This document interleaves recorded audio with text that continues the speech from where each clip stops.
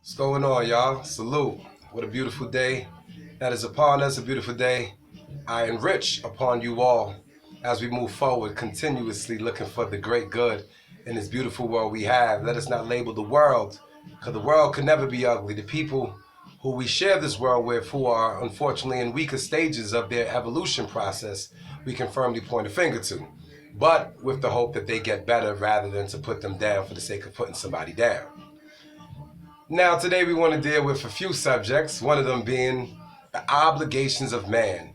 Man, you have many obligations. Your first and foremost obligation should be self-preservation, because without you, what can you contribute unto the world, unto society, unto your loved ones, immediately and distant? Secondly, you have an obligation towards your life purpose. And life purpose is found over time.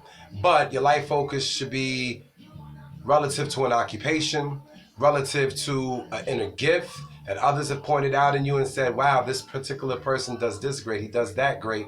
And those great things that they've pointed out to you should be things you focus on, because it's those very traits pointed out that are your life gifts. And those life gifts the world needs from you. We should pay attention to all compliments and allow our egos not to be polished, but rather our esteem and our ambition towards polishing those particular character traits people remember us most for. Okay, man, your obligation is many, tenfold. Another one of them is towards, obviously, your household and going to become a breadwinner. Being a breadwinner is real simple, because you're not out here looking for bread on the floor like a pigeon. You're out here looking to get money in order to suffice for your family needs, in order to suffice for whatever burdens you place upon yourself as we live in this grand matrix. And if you're not upkeeping for those particular needs, then you'll run into the issue of those who are wanton, those who are charged in our stead, which means our loved ones who need us and our contributions.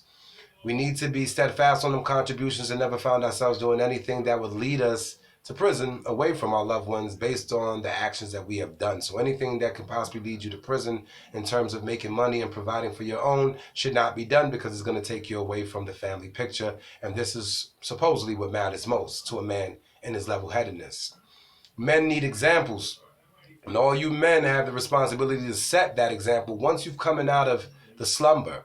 If you're still in the slumber, you may be partaking in the slumber and therefore misleading others, which is a contradiction of life. It's a waste of time, clearly, but it's according to your life process. Therefore, you must walk that walk in order to get to the next level, if the next level is meant for you. Sadly enough, many men are cursed and they're doomed to the state that they are in, and they will not move out of their condition, but be an evidence to us with eyes and ears to hear as to their condition and what we should not be doing and how we should not be speaking. Man's obligation is tenfold. He has the obligation, again, once he's out of the slumber, to, in fact, put his family upon a very good spiritual plan.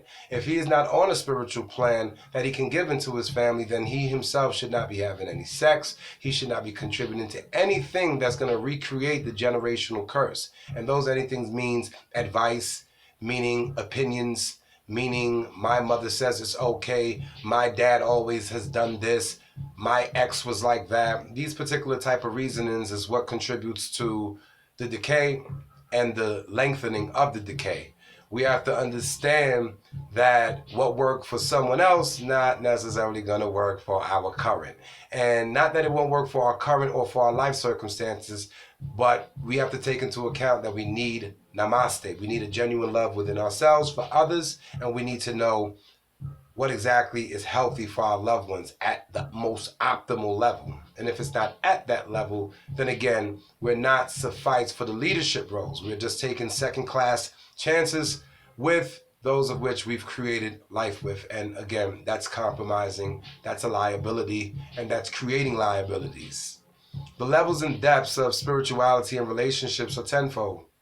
The male continually has an obligation towards his children, and again, that's where the example setting comes back into play. He has to be an example in the household, outside of the household, within the household. He shouldn't be watching anything. He shouldn't be allowing anything that's going to be negatively influential upon the child or children. Therefore, they'll take it to the world and introduce others to it. And if they don't introduce others to it, they'll be familiar when others introduce them to it.